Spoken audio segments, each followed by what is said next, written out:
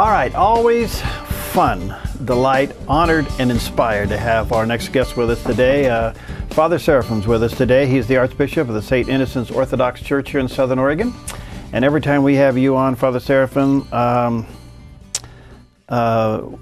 rerun this on YouTube.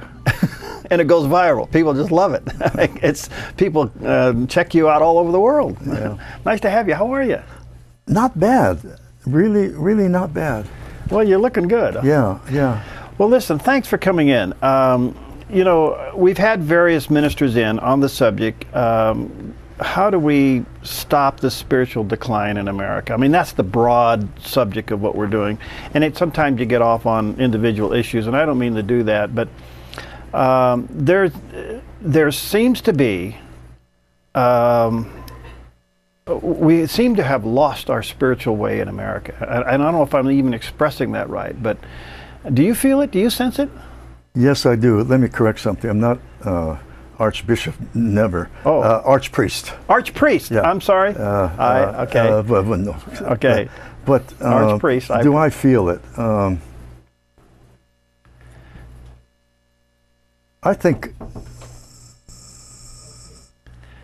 I think anyone that wants to be close to Christ can sense something lacking. Right. And that's a huge question. It's going to take somebody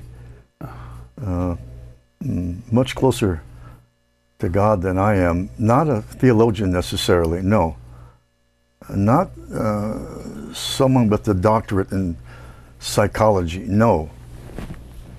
It's going to take someone or some people that really want to press into Christ and get that answer from Him.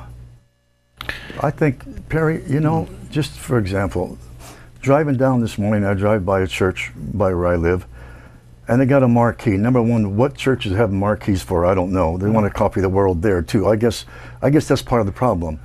And number one, that's part of the problem. We don't have to copy the world. We don't have to have big marquees. That's what we're doing. We're copying the world. Number two, I read what they had to say on there. New and exciting. Come Sunday, new and exciting. People are tired of new and exciting.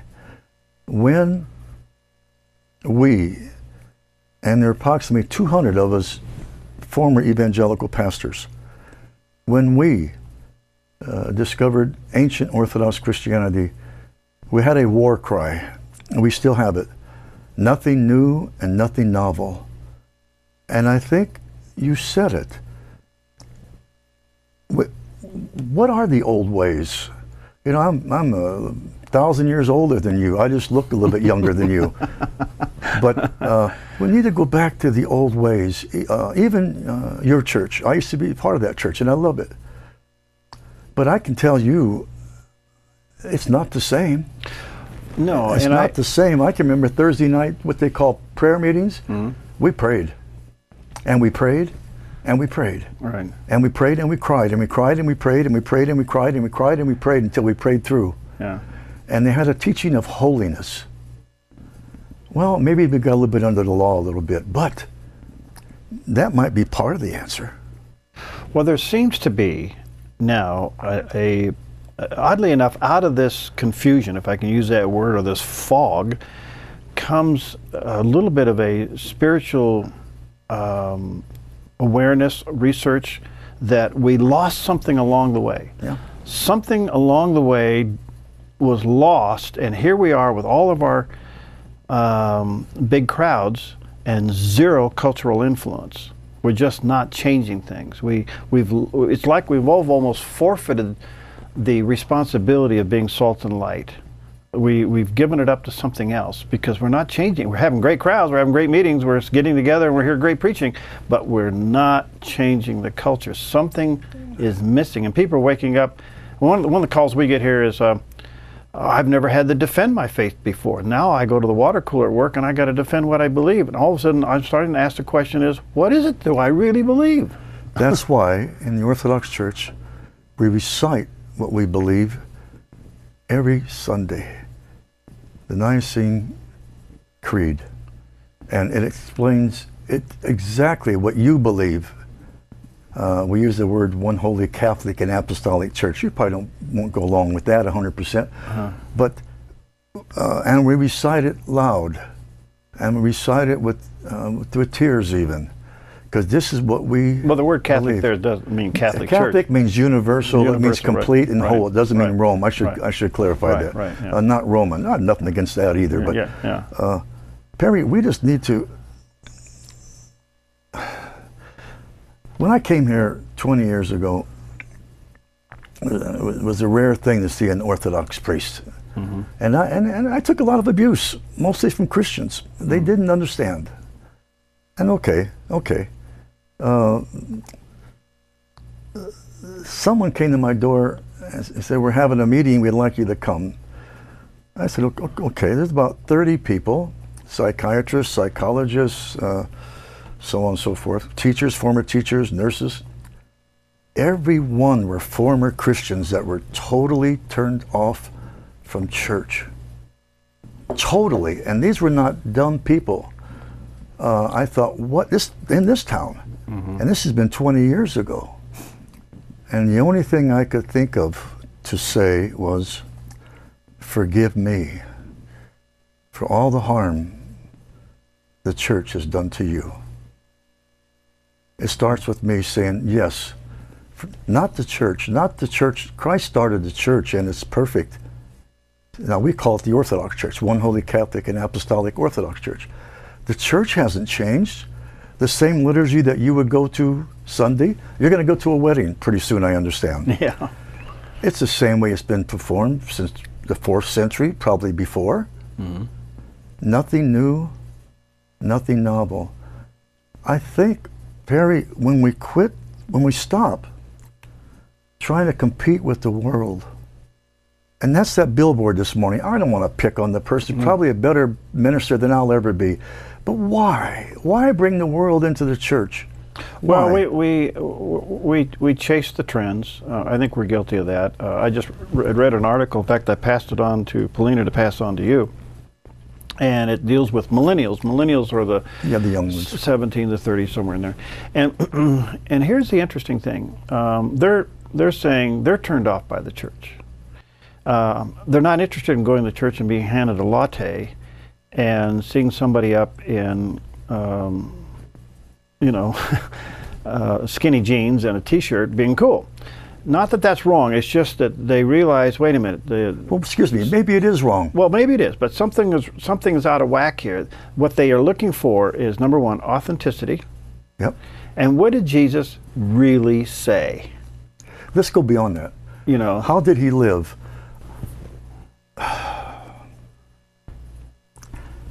Every time we have a new denomination, a new church spring up, it's someone read the scriptures and said, this is how it should be. This is how Jesus was or is. And I believe, Perry, I'm convinced, unless we have our heroes, who are our heroes this day, really? And we have many of them in the Orthodox Church. Millions and millions that died for their faith. Some of them that are still alive after the gulags that I've met personally. Some of them that have lost their fingers and arms and because they wouldn't deny Christ. So we have our heroes. Maybe in the West, we've lost our heroes. Seriously, who are our heroes? Somebody that writes a book? Does that make you a hero? Somebody that has a doctorate in psychology? Does that make you a hero? Yeah, it's good. It's a good question. I'm going to have to take a break here, but let me ask you this question before we do, and I'll let you ponder it while we're taking a break. It appears Christian persecution is coming to America. In fact, it's here in some levels. The Russian church went through years of persecution and survived. And the question I would have for you is, what was it? What was it that made them survive such incredible persecution? We'll be right back with Father Seraphim. Okay, we're back, and always fun and delighted to have in the studio with us today Father Seraphim Cardoza, and he is the archpriest at the St. Innocent Orthodox Church. In fact, if you're going up I-5 and you're going just before you get to Rogue River, you'll see a small little building over there with the kind of the, what do you call that? A cupola. Cupola top on it. Hopefully someday your new church will be built there. God willing. Yeah. Maybe through your prayers, maybe. Yeah, well, I'll pray about that. And I really hope so. So that is, a lot of people ask what that is. And I always say, well, that's Father Seraphim's future home church right there. So, yeah, but we're talking today about the spiritual decline in America and why and some things. And I've asked for his perspective on this. Russia went through an incredible time of persecution. We all know that, and the Russian church over there was tremendously persecuted. I mean, just tremendously persecuted. What, in your opinion, Father Seraphim, what saved them from total destruction? Number one, nothing new and nothing novel.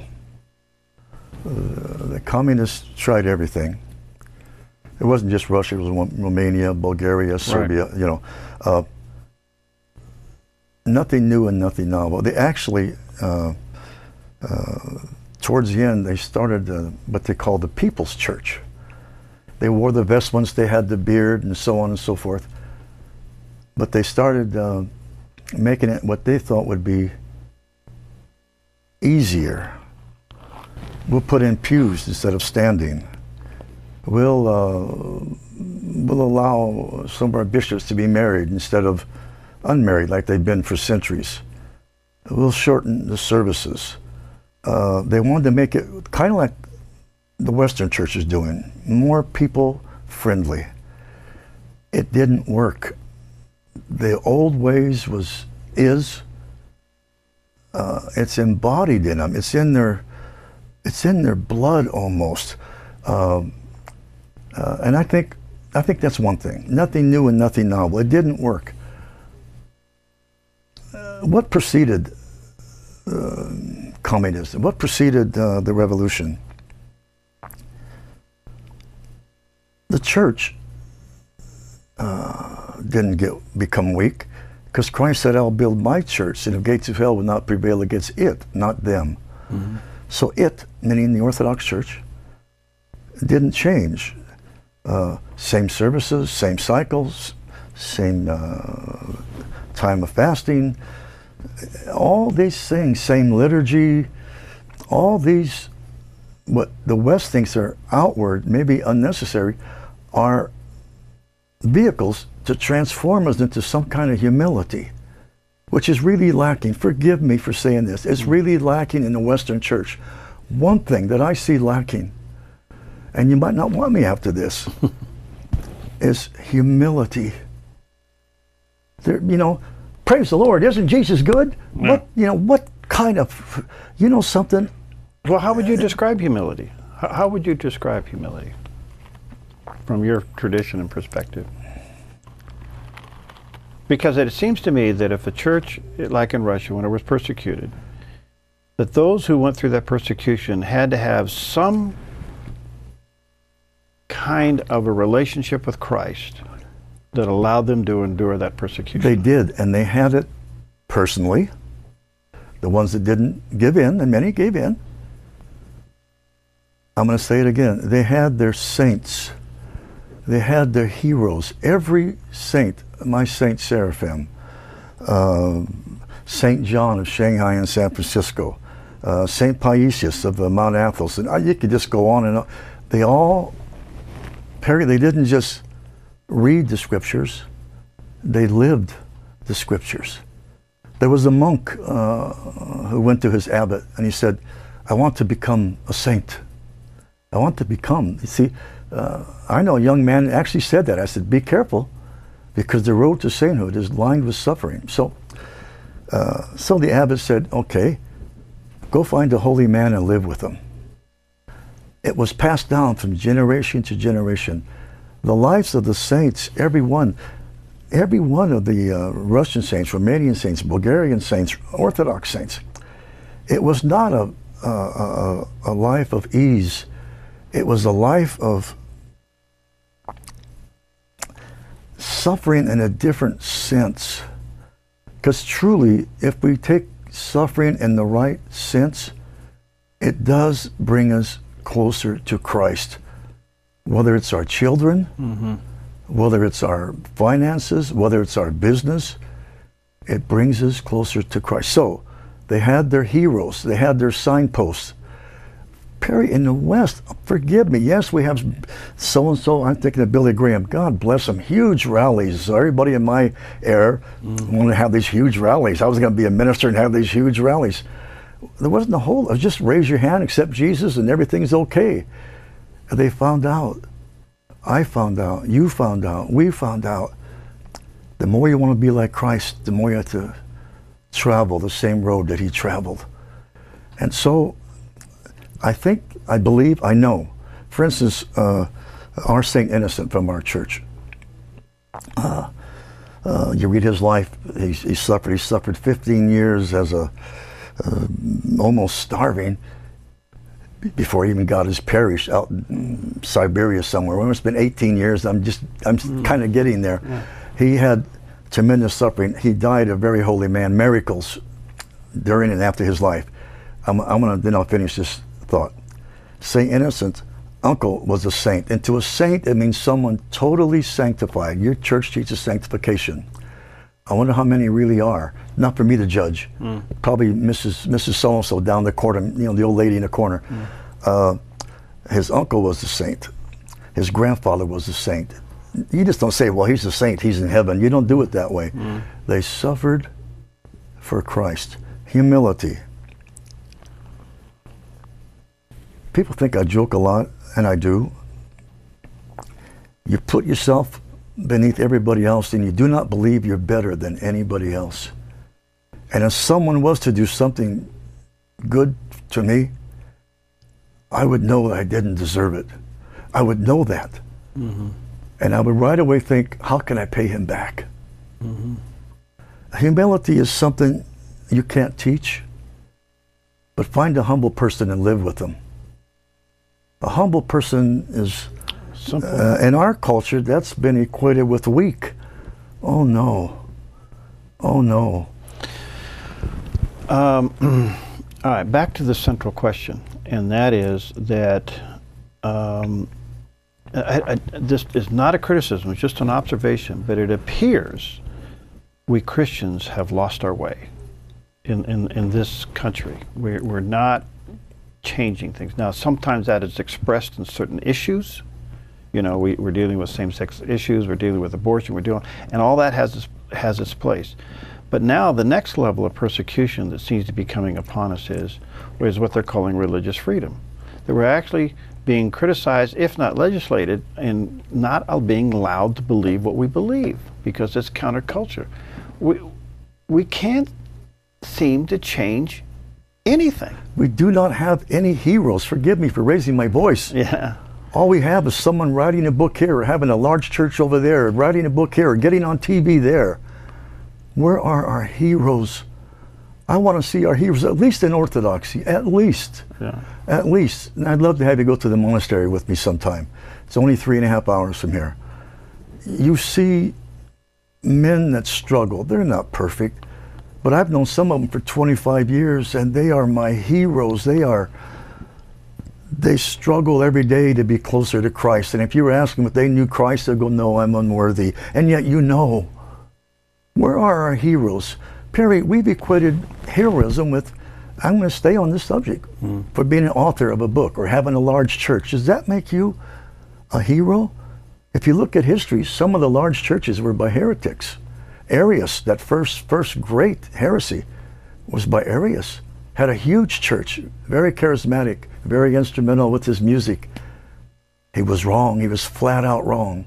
He was flat out wrong with the two natures of Christ. He belittled our Christ.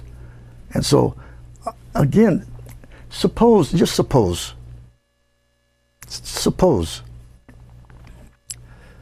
some pastor, some manager of a station, TV station, just suppose they were to say, enough. Take your $150,000 a year, take your new car, take your housing allowance, take it.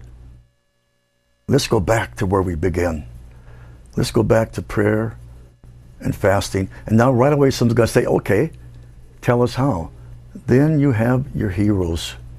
And I'm not putting down the Western heroes. Praying, Hyde, and all these fellows, you know who they are. You know their names as well as I do. I'm thinking of, from Canada. I can't think of his name now, but one of my favorite. He said this, I'll think of it in a minute. I'd be a Christian, I'd become Orthodox, but my wife wouldn't let me. To me, a hero says, I'm going to follow my heart and follow Christ no matter what. Unless you leave mother, father, sisters, brothers, lands, homes, children, wife, husband for my sake in the kingdom. And I thought, you know, I don't think you have to leave your wife or your husband or your church. But somewhere, some Christian leader has got to get off his high horse and come back down to where we are. Maybe you and I talk a lot about confession. Mm-hmm. There is not any humility without confession. I know what you're going to say, but I confess to God every day. So do I. But there's something when I bend my neck, kiss the Bible, kiss the cross, and there's a priest there, not any better than I am, but that grace that comes with the priesthood, and I confess my sins publicly. Mm-hmm. That's where a little humility comes from. After all, you're my buddy, I love you. I'm going to go to you and tell you. You probably know already, you just don't have the courage to tell me my sins. You see, Perry, it's all backwards. And it has to start with, I'm not picking on anybody with a large church or small church, but you know, somebody just asked me, when are you going to build your church in Mill River? And I go, well, unless the Lord builds a house, you build in vain. Okay. And it's amazing where people are coming from to our church way out in the boondocks. I have to do something real vain and take a break, so hold on just a second. How much money are you going to make? No, nothing. Excuse me. This is nonprofit. We'll be right back with Father Seraphim. Okay, we're back with Father Seraphim, and he is the archpriest at the St. Innocent's Orthodox Church here in Southern Oregon. He's been on with us before, and the overall prevailing question today is, you know, can we stop the spiritual decline in America? And there's so many aspects to this, to Father Seraphim. I don't know if we can get it all in. We certainly can't. But when you're on this show or just in everyday life, you get a lot of correspondence from all over the place, literally all over the world, because I see the hits we get here when you're on. And I'm sure some of those emails get to you. If you were to look at them, what concerns people the most? What are they talking to you about? Is there a general theme? Most are disappointed in their churches. And I guess I'm from Orthodox too. And I'm certainly the worst Orthodox priest. There isn't any priests that's worse than me. But most of them are disappointed, at least in our faith, Perry. At least we can go all the way back, not just Russia, before that, there's always been persecution of Christians. How did they live? How did they worship? How was family life? Was always to be with Christ. And a lot of times I will hear from non-Orthodox, I go to church, but where is Christ? I think that's not a criticism. You asked me a question, and even Orthodox could say that. They could say the priest has a beard, the priest has long hair, the priest wears black, the priest wears a big cross. Where is Christ? You know, I will say this. Let me finish this. Yes, I have long hair. Yes, I wear a beard. Yes, all that stuff. It's my heart. It's my heart that I want people to see. And I want people, especially now, you think you get criticism. You know, just from walking down the street like this, you don't know the questions I get. People are very bold now with their anti-church rhetoric. Mm-hmm. Anti. And I think this is going to sound so ridiculous. All through history, even with our Jewish friends, they were a peculiar people. They were different, not better off. They were, their laws were given by God. Their diet, okay, we're going to say they were under the law, but even the way they dressed. You know, the way I dress is the way I act. The way I dress is the way I act. When I was in the military, when I put on my uniform, I had some rank. I acted that way. It was a reminder. I wonder, a while back I was taking a flight, and this young man sat next to me, a nice young man, really, maybe 35. Had a Hawaiian shirt on and Levi's. And he said, "How are you, Father?" I said, "Oh, I'm fine, thank God. How are you?" He said, "I'm Father Joe." I said, "Father Joe? And what church do you go to?" And he told me. I said, "Shame on you. Are you ashamed to be a priest? Are you ashamed? This doesn't make me better, but are you ashamed to be right out there and say, this is who I am? This is who I represent. Go ahead and judge me. You're going to see me do a lot of things wrong." And you know, he said, "Thank you so much, Father." You see, we just fall in with the times. Well, let's forget Father Joe. Mm-hmm. How about Pastor Jack? Got the 3-piece suit. He's got everything just right. Well, you can't tell him any difference from anybody else. Not that he's better. Yeah. Oh, no, not that he's better. But the church you belong to used to teach holiness. I'm sure they still do. But that called for a different way of life. We lived differently. I needed it in those days. I used to belong to that church, and thank God. I needed these rules. I needed it. You see? And I think even now, when we lower the bar, even as far as the way our pastors dress, "Father, what are you saying?" I'm saying, for gosh sakes, at least look like you are the shepherd. Can anybody tell the difference between the shepherd and the sheep? No. The shepherd's up there with tight pants, checkered pants, white buck shoes, slicked back hair. You can't tell who in the heck he is. Maybe he's a movie star. I don't know. but doesn't it start there with us leaders? Well, you know, the thing I'm trying to get here is that Christians, no matter what church they sit in, are suffering with depression. Yes. They're suffering with overwhelmingness of life. They're looking at the world, it's just upside down. Yep. They're looking at their faith and they say, well, what is it I really do believe? Where's God in all this? Why isn't God answering my prayers? So it appears that we are impotent. We can't produce anything. Perry, my dear brother, the Orthodox Church, it's a hospital. It's not a court of law. Everything we do is to heal everything you just mentioned. And you see very little of that. Do we believe in psychiatrists? Yeah, I guess if you need it. Psychologists, you have one on here, he's very good. Mm-hmm. Daniel Logan. Mm-hmm. He's Orthodox. But I tell you what comes from his heart is orthodoxy. And when he counsels people, it's totally different than anyone else.